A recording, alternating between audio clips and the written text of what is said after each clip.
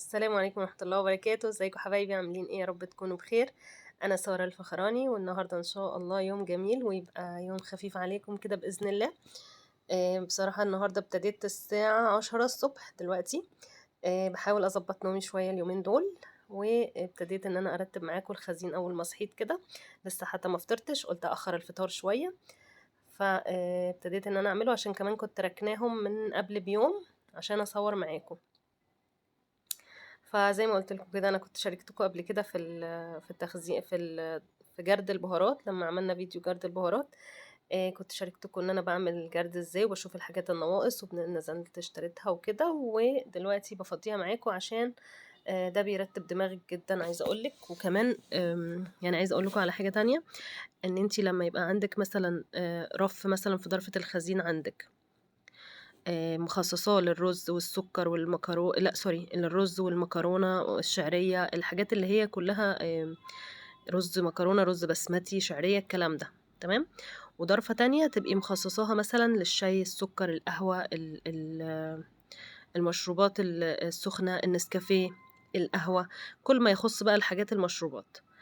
وضرفة تانية بتحطي فيها طبعا اللي هو الزيت والخل وكده والملح والبهارات لوحدها. تمام. فده عايزه اقول لكم ان هو بيرتب دماغك جدا، بتبقي انت بتمسكي حاجه حاجه كده، بتبقي فاهمه انت ناقصك ايه بالظبط، وعارفه انت إيه يعني ايه اللي انت عايزاه من اللي انت مش عايزاه، وبتروحي على طول على الضرفه خلاص تاخدي اللي انت عايزاه وبترجعيه مكانه. فالمكان بيفضل مترتب، مش بتحوسي بقى. وانا بصراحه زمان قبل ما اعمل القصه دي واقسم الحاجه وارتب، هي عايزه مجهود في البدايه بس شويه، انك تنتظمي يعني وترتبي مع نفسك وتمشي على النظام اللي انت حاطاه. فده عايز مجهود في الاول، بس النتيجة جميلة ما شاء الله اللهم بارك. يعني بتبقى بعد كده دماغك مترتبة، وبتلاقي الحاجة نظيفة وكويسة، وما بتلاقيهاش بقى مسوسة ولا كده. انا كنت زمان بسيب الحاجة يعني باجي اتفاجئ انها فيها سوس او كده، لان بروح اشتري وانا عندي منه، فاجي اتفاجئ ان لا كان في منه، فاهمين؟ فده طبعا بيبقى هدر للفلوس حرام، وكمان يعني بتحسي ان الدنيا مكركبة عندك. فحلو قوي انك انت تفضي في برطمانات وكده، ده بيهون عليكي الموضوع جدا جدا يعني، عايزه اقول لكم. بس حبايبي، فحبيت ان انا اشارككم الحاجه دي، يعني رب تستفيدوا بيها. والنهارده انا صحيت الساعه 10، بحاول اظبط نومي زي ما قلت لكم. يعني بحاول اظبط صحتي شويه اليومين دول، بحاول ان انا ابطل اللبن الحليب عشان بس معدتي في مشاكل في الهضم وكده. فبحاول ان انا اظبط المعده، فوقفته. هقول لكم على النتيجه، لو هو ان شاء الله يعني طلع حاجه كويسه هقول لكم انك انتوا يعني النتيجة يعني بإذن الله. بحاول استبدله زي ما عملت معاكم اللي هو لبن جوز الهند، وعملت كمان لبن بالسمسم. بس ده ما صورتوش معاكم، انا قلت اجربه مع نفسي الاول. فجربته بصراحة يعني شغال مع الشاي بلبن. هو طبعا ملوش علاقة بالشاي بلبن بتاعنا الطبيعي، بس شغال يعني كحاجة مؤقتة، يعني ربنا يعني ييسر الحال. بس شغال يعني، بس مش حلو بصراحة، لا. بس جوز الهند، لبن جوز الهند حلو جدا على فكرة، رائع يعني، ما فيهوش اي مشكلة. انا عجبني عن نفسي يعني، عادي مع المشروبات متقبلة جدا. والنهارده ان شاء الله تعالوا نعمل مع بعض بقى فراخ مشويه بطريقه سهله جدا وبسيطه خالص. عايزه اقول لكم يعني لما ببقى مستعجله ورايا تنظيف او حاجه مثلا ورايا، فبقوم بعمل الحكايه دي. بصلايه وطماطمايه وواحده فلفل كبير، احطهم في الكبه، وهنزل عليها كمان بمعلقه من بهارات الفراخ. لحظه اجيب معلقه بس. هحط عليها معلقتين كده من بهارات الفراخ، هي منديه شويه بس الحمد لله مش مسوسه ولا حاجه. هحط كمان الملح على قد الفراخ اللي عندي، انا مش عامله كميه كتير، انا يا دوبك حاجه بسيطه عاملاها النهارده. تمام. وهحط شويه فلفل بس كده، مفيش اي حاجه تاني. وهضربها على الكبه بقى، هضربها في الكبه وبعد كده ارجع لكم.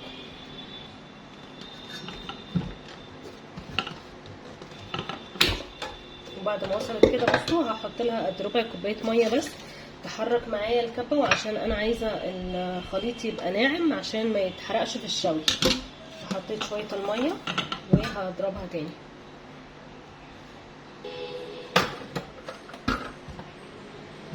كده. بعد ما ضربتها خلاص هنزل بقى بكل الحاجات اللي هنا دي بقى دي كده.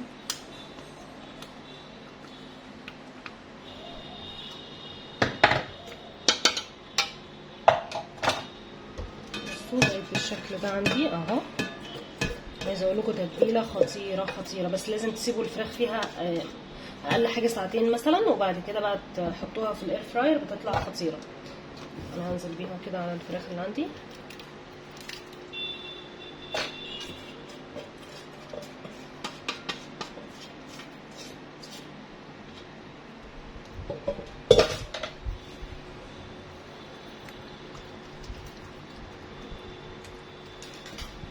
هدخلها ما بين الجلد كده واللحم. وهنا برضو نفس القصه كده بالشكل ده. اتاكد ان انا هنا، بصوا الحته دي لازم واحنا بننضف الفراخ نشيلها عشان تعمل زفاره. بس كده، والباقي بنفس الطريقه.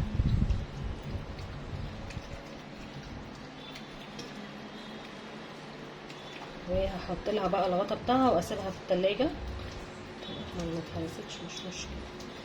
بس كده، وهسيبها بقى في التتبيله دي تقعد لمده ساعتين زي ما قلت لكم، او تبيتوها من بالليل للصبح بقى لو عاملين كميه او كده، فهتبقى جميله جدا لما تيجي تتشوى بقى. عايزه اقول لكم التوابل بتدخل جواها وبيبقى طعمها خطير.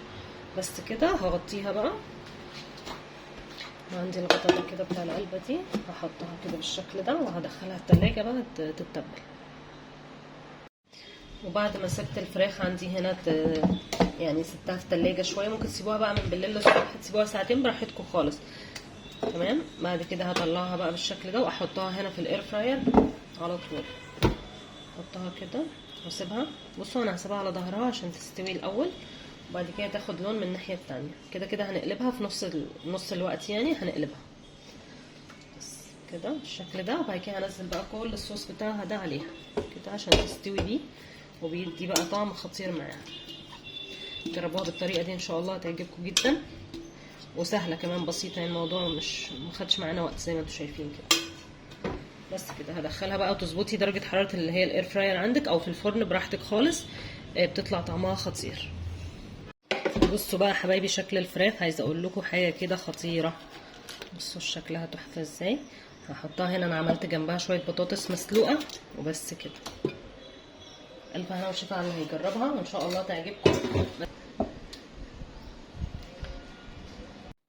ودلوقتي تعالوا نعمل مع بعض ده بسكوت بالتمر. عايزه اقول لكم روعه، مش هتجيبوه تاني من بره. اول حاجه انا هاخدها عندي هنا نص كوبايه من السكر. ممكن تقللوا الكميه عن كده كمان، يعني هي تقريبا معلقتين كبار، علشان العجوه كمان بتكون مسكره قوي، فعشان ما يبقاش بس طعمه مسكر قوي.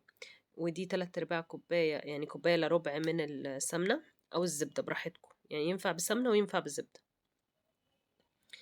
وهضربهم مع بعض خالص لغايه لما يبيضوا، القوام يبقى ابيض خالص، هتشوفوا دلوقتي.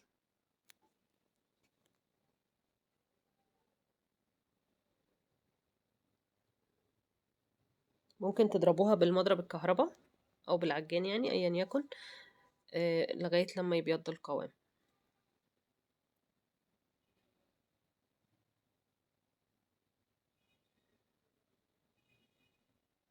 بالشكل ده اهو.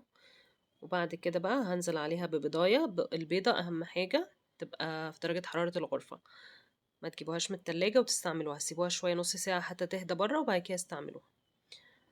وهنزل كمان بفانيليا عشان بس زفاره البيض، نقطتين فانيليا. وهكمل ضرب برضو بعد ما حطيت البيضة. بعد ما اتضربت كويس جدا، بعد ما حطيت البيضة بصوا بقت بالقوام بالشكل ده. هنزل بقى بكمية الدقيق. انا هنا عندي كوبايتين من الدقيق، وكمان جبت الكوباية التالتة حطيتها احتياطي، فهنزل بالكوباية الاولى والتانية، وبعد كده هسيب التالتة بقى حسب ما هاخد منها. انا خدت نصها بالظبط في الاخر، احتاجت نصها بس واستخدمته. دول اول كوبايتين كده بس. هغير السلاح ده بقى لان ده بيبقى الويسك يعني. بعد كده هجيب بس الاداة اللي هنلم بيها العجينة. احنا مش عايزين نعجن العجينة، هي عجينة بتبقى مش محتاجة عجن، هي محتاجة تلم بس بالايد. يعني ممكن بسهولة كمان بعد ما تضربوا بالمضرب الكهرباء في الاول، من فترة ما تحطوا الدقيق، من اول ما تنزلوا بالدقيق خلاص بتلموها بايديكوا عادي جدا. المهم ان العجينة تبقى ناعمة. ودلوقتي انا كنت نسيت هنا احط البيكنج باودر، فهنزل بمعلقة صغيرة من البيكنج باودر.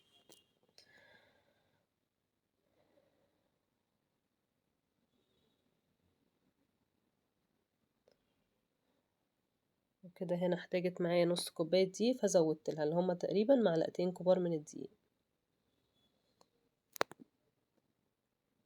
وهكمل لم العجينة بقى بمعلقتين الدقيق دول، وبعد كده هسيبها بقى ترتاح. كنت بحاول اجيب لكم صورة العجينة يعني تبقى وصلت لايه. هي بتتلم يا دوبك بالشكل ده، مش عايزين نعجنها. بعد كده لما بلمها بايدي بصوا بتعمل ايه، بتبقى طرية وجميلة. هسيبها بقى على جنب كده قبل ما احضر العجوة. انا عندي هنا ده تمر يعني رطب، حطيت معاه معلقة كبيرة من السمنة وهضربه. بصراحة كنت بجيب اللي هو العجوة اللي هي الجاهزة، لا ده طعمه احلى كتير كتير كتير. فممكن تستعملوا ده اللي هو ده او ده براحتكم يعني، برضو اللي بيريحكم. عايزين تحطوا عليه قرفة ممكن، بس انا ما حطيتش بصراحة. بعد كده هاخد العجوة بعد ما ضربتها بالسمنة، هبتدي ان انا افرد نص العجينة في الصينية من تحت.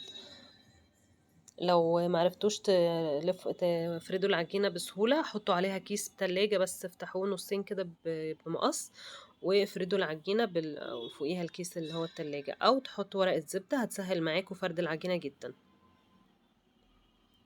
بعد كده بعد ما نفردها هننزل بالعجوة برضو، هنفردها بنفس المقاس يعني بنفس مقاس، او ان كنتوا بتعملوا زي ما انا عملت كده قسمتها على 2، وبعد كده نزلت على بالمفرش السيليكون نفسه، ونزلت على العجينة وحاولت ان انا اظبطها مع نفس المقاس،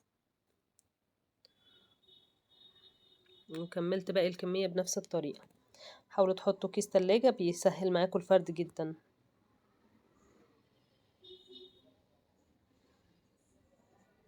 بعد كده ظبطتها على مقاس الصينية، وبعد كده هكمل بقى النص التاني هفرده بنفس الطريقة، بس ايه احتجت هنا ان انا اجيب كيس تلاجة، هيبقى ايه هيسهل عليا الدنيا. فتحته بالمقص بس من فوق كده قصيته علشان يبقى مفرود معايا، وبعد كده حطيته على وش العجينة وفردتها بيه.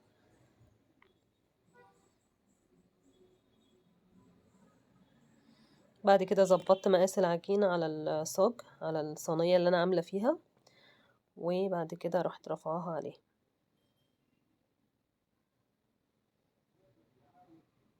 بصوا ما تقلقوش خالص لو انها اتقطعت منكم زي ما اتقطعت مني في البداية كده، عادي جدا بترجع تتلم وموضوع بسيط يعني.